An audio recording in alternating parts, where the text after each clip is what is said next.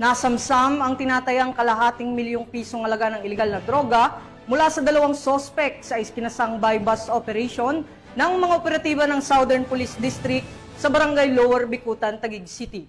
Patrolwoman Mary Tony Veva sa report. Kalahating milyong pisong halaga ng hinihinalang shabu ang nasamsam sa dalawang sospek matapos ikasa ng mga operatiba ng Southern Police District ang buy-bust operation sa Barangay New Lower Bicutan, Taguig City. Nitong May 16 lang, dakong alas 8 ng gabi, nahuli ang sospek na si Elias Ryan, 33 taong gulang, nakalista bilang street-level individual. Huli din ang subject sa operasyon na si Elias Louie, 44 anyos, kilala bilang high-value individual.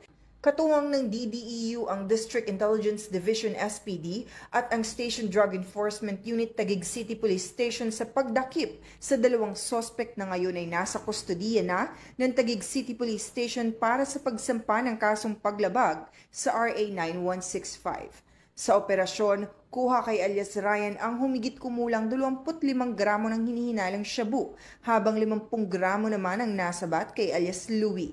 Kasama sa nakuha ang Android cellphone na pinaniniwala ang ginamit sa transaksyon, maliit na brown envelope at buy-bust money.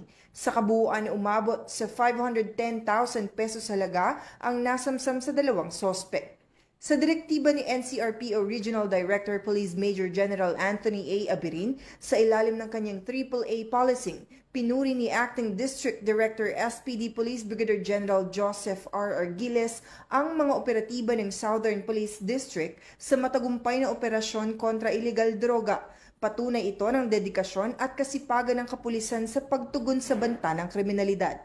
Tinitiyak din sa publiko na magpapatuloy ang kanilang operasyon upang mapanatili ang katahimikan at seguridad sa buong lungsod. Mula dito sa Southern Police District, ako ang inyong PNN correspondent, Patrolwoman Mary Tony Veva, alagad ng batas, tagataguyod ng Balitang Pulis.